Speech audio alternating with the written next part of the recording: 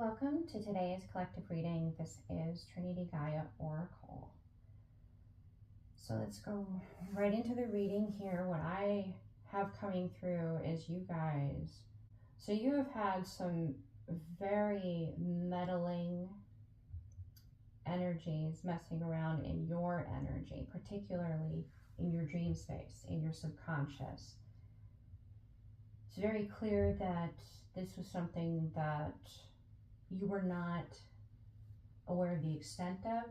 You were aware it was happening, but you are not fully aware of all the ins and outs. And that was because if you consciously became aware of it, this energy would as well. So it was for your protection. I know, incredibly frustrating. And that state, it just reached a point where you were not holding back how unhappy you were with the situation. You weren't being quiet about it. You were doing everything you could with all of you for your allies to be able to actually hear you, because if you were being meddled with in this way, their ability to understand what's going on inside your dream space and your subconscious could have been compromised. But this is confirmation for you right now. You made it through. They understood. Your allies understood. They made it through. Your anger wasn't from a space necessarily of hatred and vengeance, but it wasn't necessarily from a space of love for your enemy, for the one that was doing this to you. It was from a fierce space of love of yourself. This concept of when your back's against the wall, you get a little scrappy. And you did. And because of that, you were heard. This energy was blocking I don't want to say blocking, it was taking your ability to manifest. An equal give and take, and to defend that light within yourself, to bring in that abundance within yourself, to heal, to balance through the subconscious. It was meddling in those specific areas, more than likely as a result of attempting to be perceived as though your energy was their energy, and they were projecting their energy onto you. But your allies were aware that something was off. And the moment they became aware of that, they started to go through everything with a fine-tooth comb. And they figured out what was going on. Now for each of you, it's going to be a little bit different, as this is a collective reading. There was the power animal of the crow came through as well for today's reading. Kind of the overarching. And the lore. As this particular animal deck, it goes through the indigenous shamanic cultures throughout the planet, throughout the world, throughout human history. And the particular story, it really brought out like a phoenix theme to it. The concept was that there was a white crow that would warn the white buffalo. I believe it was the white buffalo. That could be a synchronicity too with the white buffalo. I digress. The crow would warn the buffalo when the hunters would be coming in to hunt. And they captured him and they threw him in the fire, and he didn't burn, but he turned to kind of ash. So his feathers became black and sooty. And he said that he would not, warn the buffalo anymore. And he maintained having that black color to his feathers. So that is incredibly symbolic given this dynamic here. You are someone who is capable of transmuting a lot of energy. It's part of why this challenge was before you. However, this particular challenge got a little too big for its britches.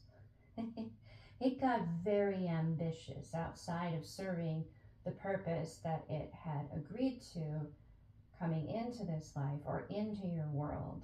It was meant to be that teacher. And there was a quote that came through as well, and it's a Stoic quote. So, any person capable of angering you becomes your master. And this reminds me quite a bit of the Buddha talking about sitting down with fear, having dinner with fear, and all these aspects of himself that he went through and he worked with, and making it his friend, becoming very, very familiar with this aspect. So it's learning. In this particular dynamic, this is, in my opinion, justified anger. You were being wronged, and those that were in place to protect, hear, understand, they were also kind of dealing with some of this illusion as well, because you were their window, you were their connection. And if you were in a state of, I don't really know what's going on exactly, well, it made things more challenging for them. And that meant that they were learning from working with you, from being challenged to overcome as well. I'll finish the quote here. He can anger you only when you permit yourself to be disturbed by him. Now, a lot of the quotes, they're very masculine oriented, and that's somewhat to do with like Rome and Stoic philosophy. So do definitely swap those around, as modern times, not everybody that would be talking philosophically would be a he, but this is Epictetus. Epictetus? There we go, Epictetus. There we go, Epictetus, I think. Oh, I'm sure I could probably get a little better with that, but I digress. You were attempting to do this and be this, and you would have had it down, but the understanding is this energy was doing this way beyond when it was contracted to do this. It had its own goals that were very ambitious and beyond what it was meant to be in your world for. Both sides. It overstayed its contract, if you will. It had already fulfilled its role, and the concept of how do you heal from something while it's still happening to you? How do you do that? So the good news is that there was the aha moment for the energies, the ancestors. All of your spirit team is fully aware of this now, and they are acting fast, rapidly, to make this space for you to be able to actually heal, because you're no longer being in a state of experiencing it. So this was not supposed to still be happening. It was not. So because of that, you may still be in a space of clearing out a little bit of like the remnants. And when you do have something like that come to light, where you feel like your thoughts or your emotions are not really your own, like it's a facet of you don't like, or like you have a thought that you don't think of people that way, that's probably not actually your thought. It's probably projected onto you by someone else who doesn't mean you well. Now this could just be, this is not any new information coming in, it's just stuff left over, and you have help with that. So the way that you could work with your spirit team as these thoughts, these feelings, these emotions come through, because you've done the shadow work, you know who you are, you know when you're familiar to yourself. And remind yourself, if you need to, go back to a time where you knew beyond a shadow of a doubt what you believed in, and what you didn't, and what you stood for, and what you would put up with, and what you wouldn't, where you felt very confident and grounded in your truth. So when you have these things encountering like your thoughts or your emotions or your dreams, you can call it out. You can be like, that is not me. This is this energy still having some kind of a remnant of an echo here.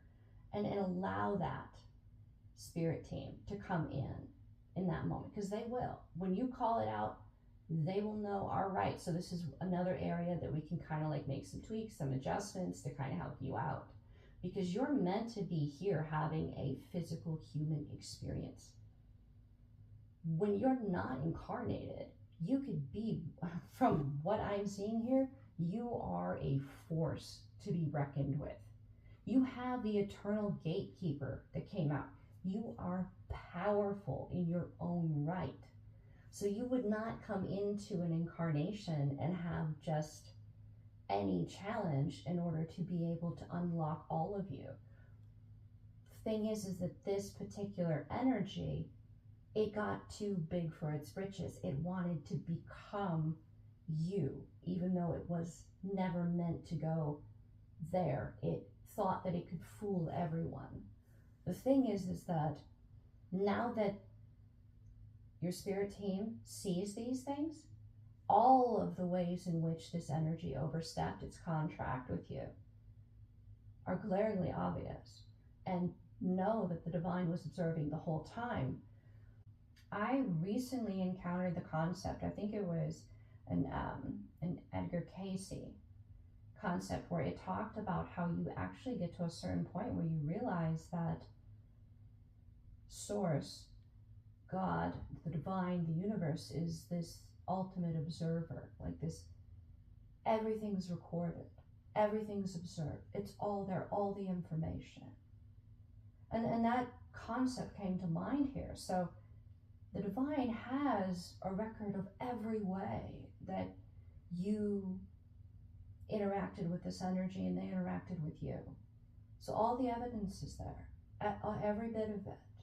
And there's like this feeling like that wounded inner child comes out and just wants to be like, well, why didn't you protect me, divine? Why didn't you protect me, Source? Why didn't you intervene if you knew?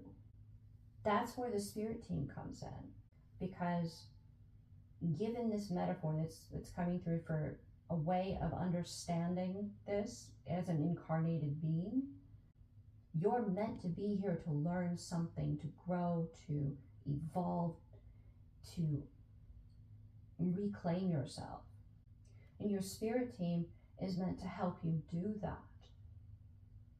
And the villain, if you will, the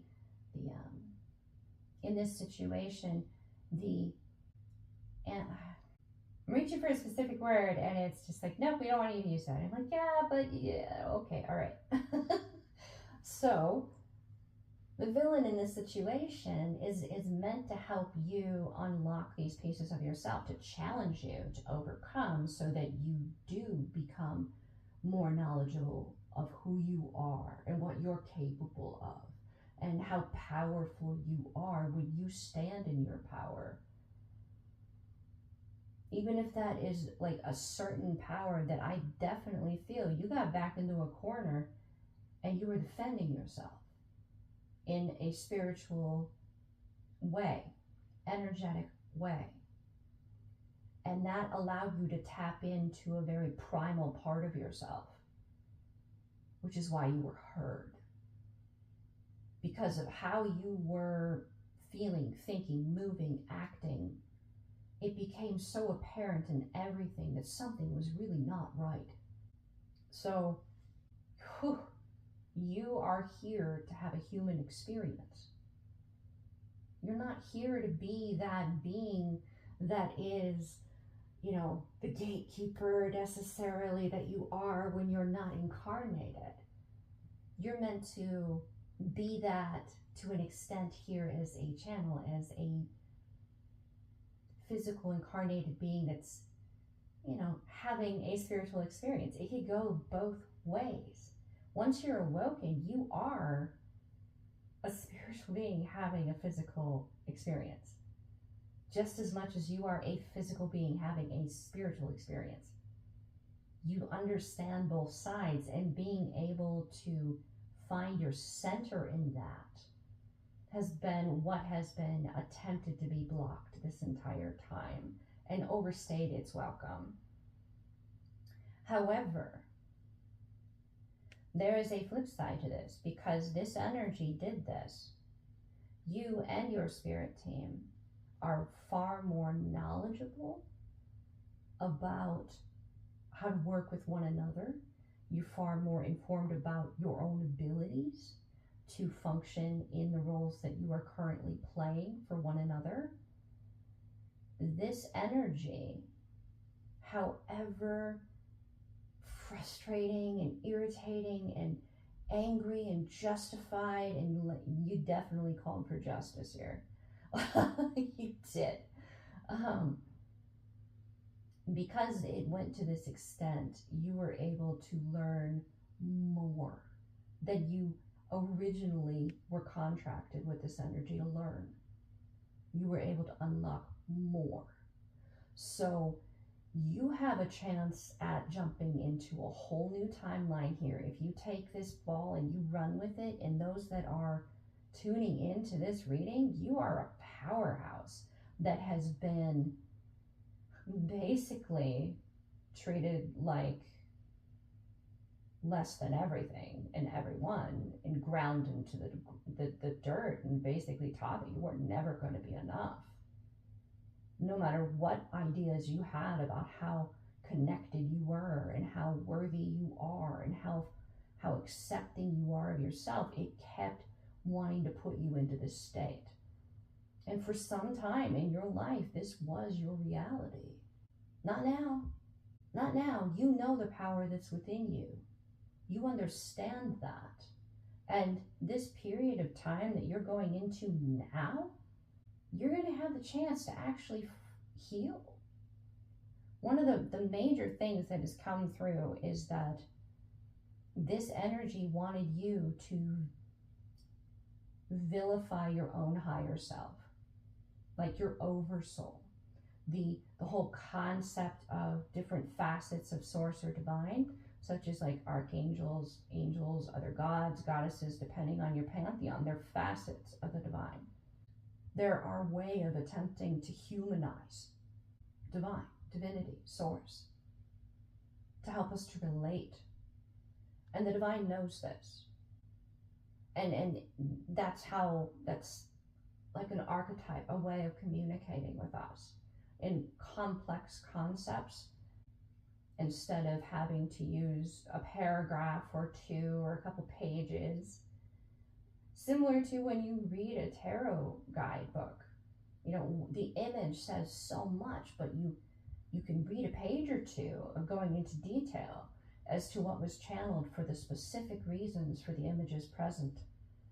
That reading is in and of itself a channeling. There's a reason for the words and the interpretation that's presented. So it's a way of communicating very complex concepts with less words, because language can get in the way sometimes. It can definitely do that, because we all have a different agreement upon what one concept or word could mean.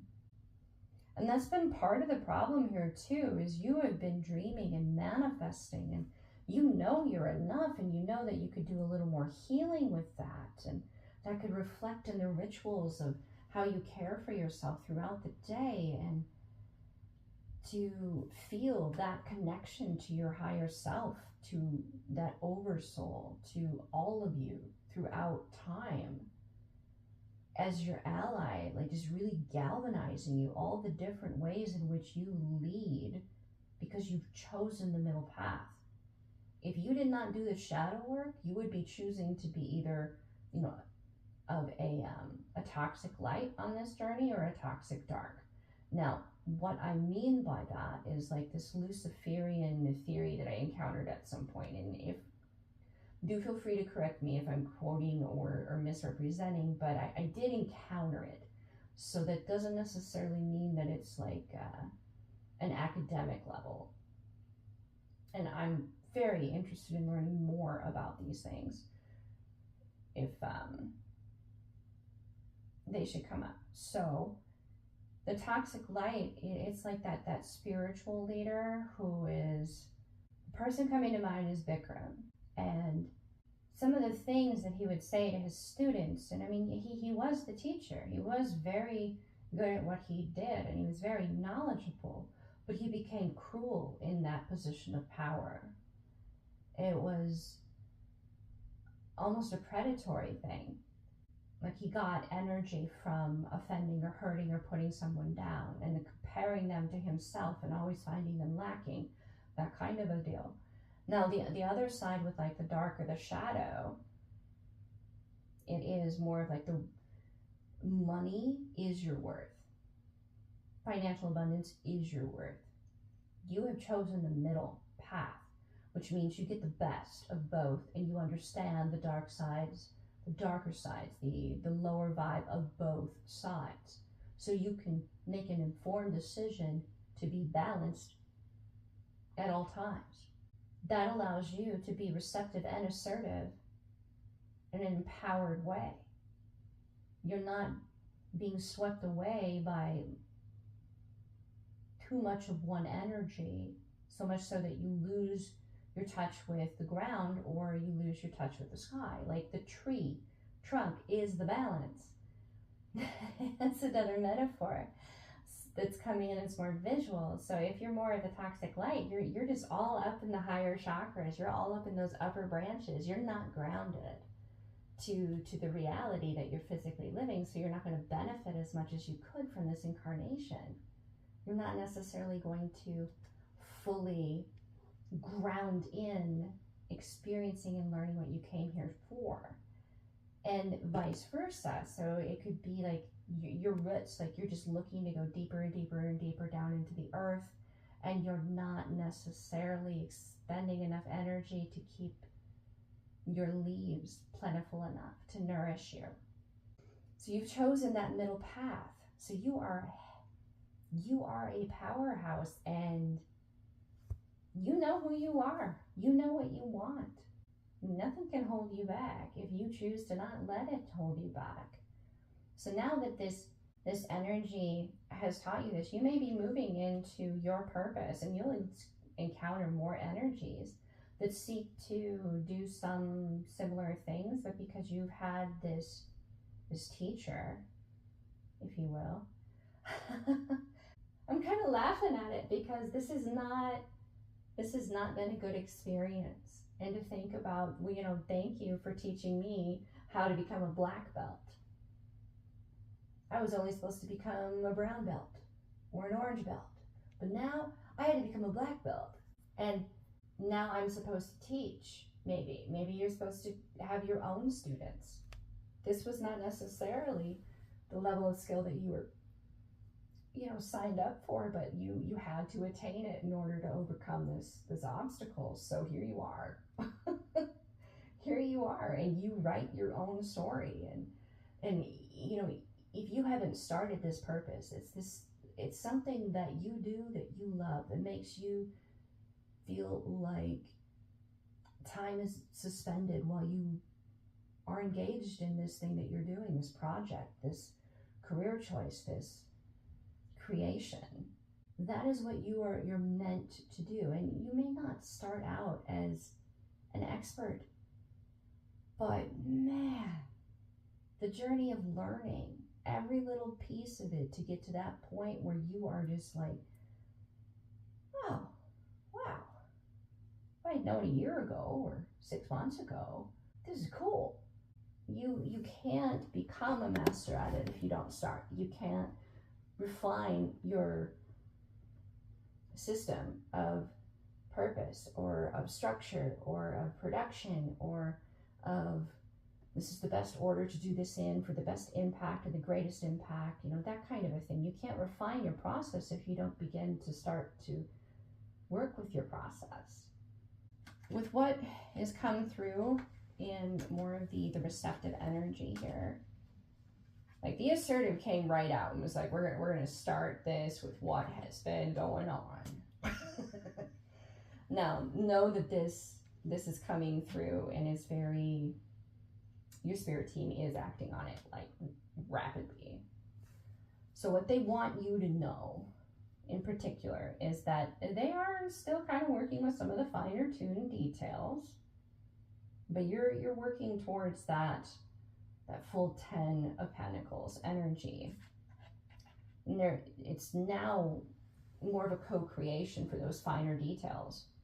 This to me is definitely speaking as well to this concept of the thoughts or the dreams. These are like those last little pieces where they need to make subtle adjustments so that that is no longer intruding, so you can fully rest and heal. And your dream space could be someplace where you're actually excited to experience because you know you're going to have a positive learning experience. If you're a lucid dreamer, definitely. And do know that there is a particular energy that's coming through that is, based upon the cards, more of a assertive masculine energy. Now, this could definitely be a woman who is in assertive energy, that she's in more of that masculine archetype in how she must lead her world, her life, create through. But for those, this is definitely someone who is manifesting this, that is co-creating this. This is someone who knew what was going on, but they didn't know exactly. They were worried, they were fearful, they were fretful, this is not acceptable for this to go X, Y, or Z way as an outcome, because the feeling that to some extent they had an idea and they were worried that they were mourning this situation instead of manifesting it. However, they figured it out and they had help, just as you have. They figured it out, and because of that, there is this abundance of love coming through. Now, this is not just love from this individual. This is love from your spirit team, from your guides, from source, from the divine. This is, we didn't really fully understand. We're so sorry. This was not supposed to happen. This was not part of the contract. But it could also be a thing of like you're a soul that could come in and you get that one person or that one karmic energy, if you will, that they think something's off with, and you're the one that they know can handle collecting the evidence necessary to be able to actually help the soul that's lost their way. Because really, the karmic is a hard role to fulfill as a soul because you're vilified. And as a soul, you're teaching. As an individual, as a person, it's not necessarily the most pleasant experience to be the karmic. However, I do want to highlight that you may have a karmic in your life, you may have multiple karmics in your life, and you may even be a karmic to other people. So you should be able to identify to some extent what it is to be someone who is adversarial to someone else, regardless of your motivations, whether if it's from a place of love and just seeking to understand, and them just being like, look, like, I'm not ready to heal or not. You're still like, it's your karma that I am here and I am meant to teach you, to challenge you, and apparently I've triggered you. That kind of, it doesn't necessarily have to bloom into something this intense. It could be very brief. However, it does allow you to have an understanding of what it's like to be misunderstood or to be perceived from a specific view, depending as well on your history. When you were younger, it's possible maybe that you were a little more troubled. So you kind of know what it's like to kind of be the black sheep, if you will. It's interesting that they use that phrase. Regardless, that may be a synchronicity for someone. If they're pulling me back to this, like, they're like, okay, no more there. Okay. So you have this assertive masculine energy who is very tapped into source, very intuitive. This person, they have abilities that even they don't understand, and they haven't communicated all of them to you. If you know them, if this is a brand new partner coming in and you've never encountered them in the physical, you're going to be wowing each other, because the more that you come closer to one another, the more intense your abilities will become. And they have been learning the truth, they've been studying the truth, but you both have been learning this together. As you have unlocked an ability, they have unlocked it too, but not to the same intensity. You both have strengths and you complement one another. Where you're strong, they're not necessarily dominantly strong, and vice versa. But this is something that they definitely want. There's no question. You got like a major arcana, the magician here. This is something that they have been manifesting, a connection like this from the soul space and consciousness wise, possibly even inner child ego. All of them really has been to some extent desiring an equal that will challenge them and allow them to be all of themselves, whether it's their higher self or their inner child, that they could be all facets of themselves with this person. Because once they realize that that's what you are, there's no question that they're going to be passionate about offering, giving, working with you. Because if this is a situation where you identify as like one soul that kind of, you know, in order to master and grow more, you had to separate into two people to fully learn from one another, because maybe you're so tapped in, you're so in tune, both of you, that most people don't challenge you. You already understand where things are going to go before they go there. So you already know the script. This connection is something that you're just as powerful and just as gifted as they are. You need someone, which is what you both have been manifesting, but in particular, what's coming through here is this masculine energy. They're telling you right now that they see you as that person, that they don't know the script, they don't know where it's going, and that they can actually be themselves in the now with you. And they don't have that with anybody else. This person has been on this journey with you. They've played a different role, but they have been learning a lot about where their skills are the most dominant, the most where they're stronger. They've been honing those abilities. And you guys have never been alone in this. You've always had the third energy of the divine, the spirit team, the many facets of the divine that can come in to help support you, for you to be able to understand and unlock those parts of yourself. There's always been that third energy of the divine present within both of you. To some extent, you could call this like the Holy Spirit, because the Holy Spirit's in everything. It's that kind of a concept, which would mean that the Holy Spirit was not only in Jesus, but the Holy Spirit was in Buddha, the Holy Spirit was in Muhammad, the Holy Spirit was in, you know, any number of incarnated masters, but as well as deities. Because were they really deities? How do I know they weren't flesh and blood? There's a whole lot of theories there. Regardless, this masculine energy, I have the King of Swords here as well.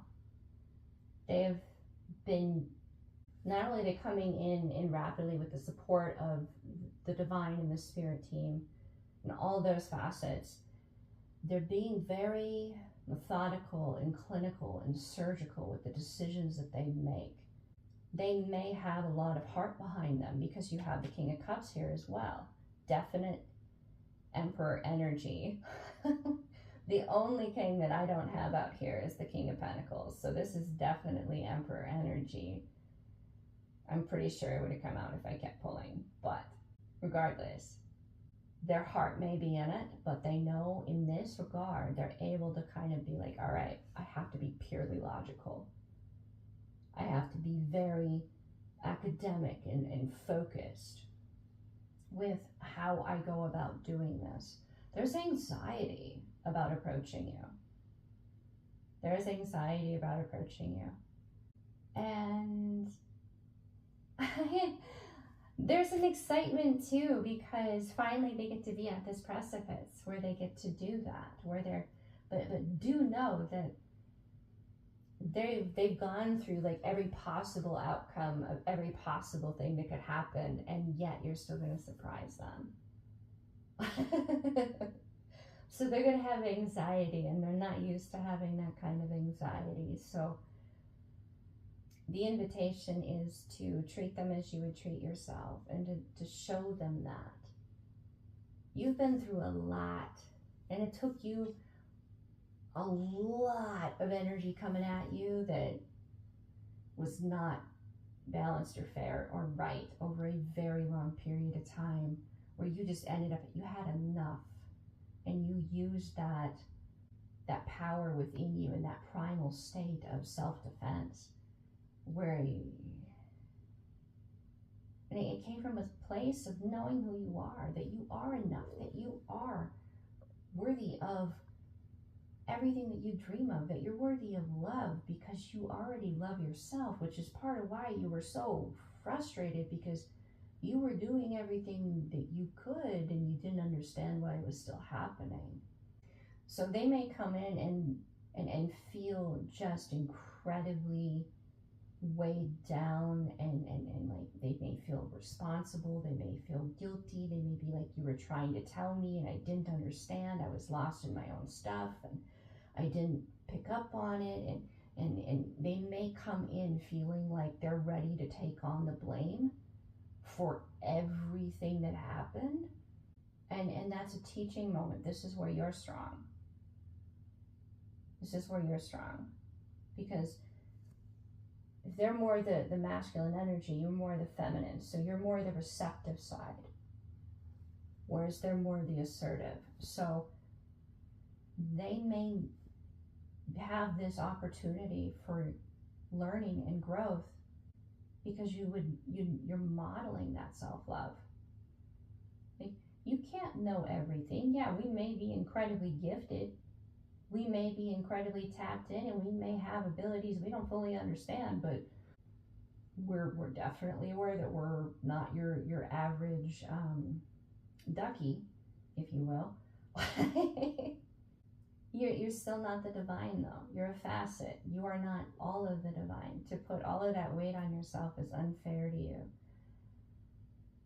Yes, you yourself, in that need to be heard, may have been saying or doing things that were, filled with hurt and anger.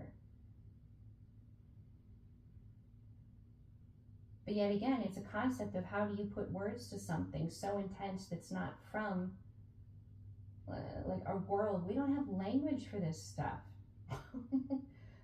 we're gaining some more words for it, but we don't have language for it. We don't have words for it. So how do you express it?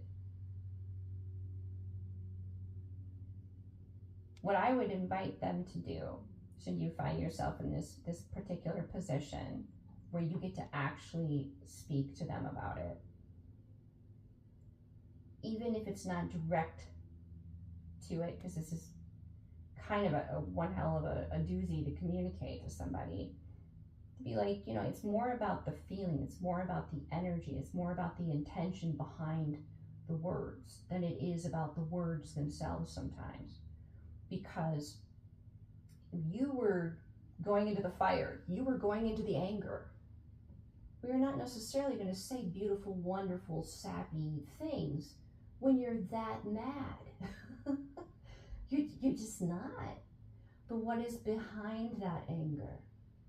Is it the need to, is it low vibe? Is it the need to hurt, to harm, to destroy, to consume, to make someone else suffer because you're suffering? Like, what is the motivating factor behind it? Because yes, on the surface layer of it, it may have some of those notes to it. Otherwise, it wouldn't be anger and it wouldn't be mad. But the motivation behind it is, I need your help. I don't know what to do here. You're my only source from which to gain information, and yet you're not listening, you're not helping, you're not aware, and I don't understand why. I don't know what to do, but this has to stop. Like, you're literally begging in a way when you're in that state of anger. So if they are feeling like they've really taken some of these things to heart, to walk them through how you, as someone who is very strong in the receptive aspect of perceiving situations, experiencing them, how you actually were experiencing it in that moment. Then when they're coming to you and they're like, oh, I feel really guilty, you'll be like, why? You hurt me. Thank you. I don't understand why you're being so hard on yourself. You got to play the hero. Yeah, your armor was a little dinged up, but you don't want a knight that has shining armor. And I say that because that's a knight that didn't see any battle. He's never been tried. You want a knight who has some dinged up armor because he survived. He knows how to win and make it to another day. He knows how to get through it. So he gets to come in, that knight with dinged up armor, and whisk you away to wherever the hell the two of you want to go. He gets to play hero. So it's flipping it completely on its head. This should be a moment of excitement, of anticipation, and to choose to see it as anticipation. That's why that came through. To choose to see it as anticipation instead of anxiety, which is something that it has definitely been talked about in other readings, because it is so true. Your body does not know the difference. Your mind filters it, frames it. So you can consciously choose to positively experience every situation that would typically, I don't know, like most of the social situations you find yourself in where you feel anxiety, you can choose to reframe it as anticipation, a positive. And that completely changes how your brain rewires the neural pathways from a negative to a positive. You are enough. You are powerful in your own right, and you've got that subconscious down. You got nothing to worry about. Like, enjoy this period of time, and when you finally do communicate with one another, it'll be enjoying the unfolding of getting to know one another, actually getting to know one another. Not rushing it, savoring it, just like you would if you've ever had someone walk you through how to taste wine. How you let it breathe a little bit. You swirl it around a little, because you know that the smell will affect the taste and you'll get more of the information. It's savoring every note.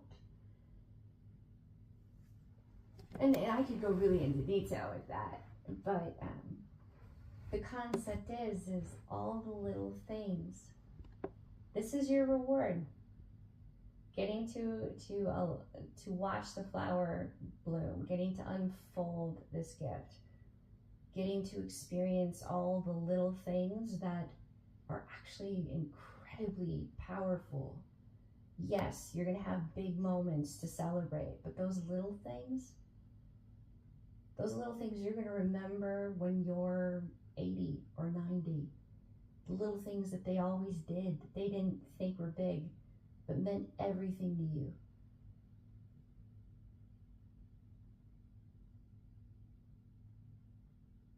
Congratulations, you guys. I would say if ever there was a reading where Phoenix Fire would be something that would be legitimate, it would be here. And that's because you went into your anger and you made it so you were heard. You didn't speak from a place of hatred or wounding. You spoke from a need to be heard by those that loved you, that could intervene. And they did. They heard you. And they're acting rapidly.